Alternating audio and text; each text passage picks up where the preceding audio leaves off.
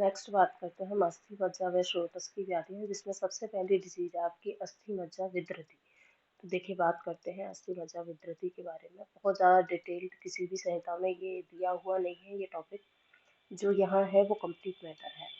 तो अस्थि मज्जा विकृति क्या है कि जब विकृति यानी कि विकृति का मतलब यानी कि एब्सिस, तो विकृति के बारे में तो आप जानते हो, लेकिन जब यही विकृति अगर अस्थि नाल के भीतर यानी कि जहाँ पर मज्जा का स्थान है वहां पर उत्पन्न होती है, और अगर इसकी चिकित्सा नहीं की जाए तो अस्थि के अंदर रहने वाली मज्जा का भी पाक हो जाता है। और जब यह मज्जा का पाक अस्थि पर जो मांस चढ़ा हुआ है उसकी वजह से बाहर नहीं निकल पाता है, इसको रास्ता नहीं मिल पाता है, तब वह मनुष्य अग्नि की तरह दाह से जलता हुआ अनुभव करता है। यह अस्थि मज्जा परिपाक रूपी शल्य बहुत समय तक रोगी को कष्ट पहुंचाता है।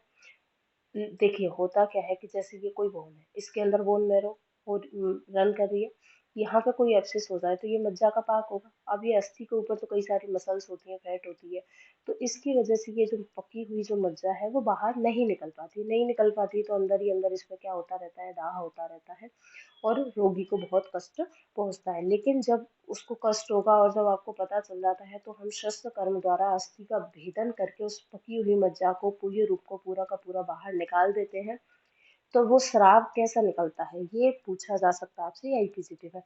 जो अस्थि मज्जा विदृति है उसमें स्राव कैसा होता है, मेद धातु के समान चिकना, श्वेत, गुरु और शीत पूय यहाँ से बाहर निकलती है। हमेशा पाक के बाद उष्ण पूय बाहर निकलेगी, लेकिन यहाँ से शीत पूय बाहर निकलती है।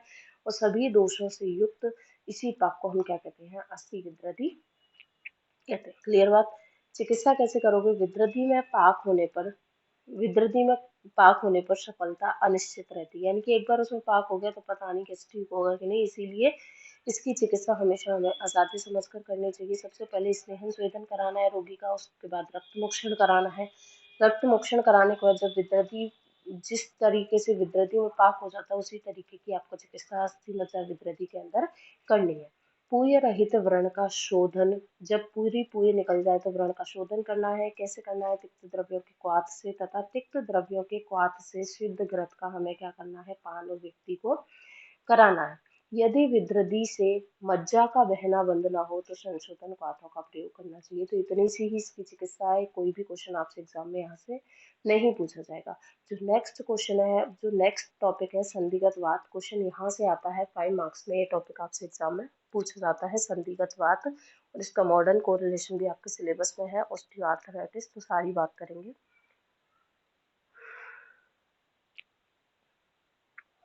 चलिए टॉपिक शुरू करते हैं। संधिगत वात इंपॉर्टेंट टॉपिक है एग्जाम पॉइंट ऑफ व्यू से। तो संधिगत वात में मुख्यतः अस्थिगत संधियां प्रभावित होती हैं। संधि के नाम से ही क्लियर है, संधियां भी इसमें अंदर ही हो गई है।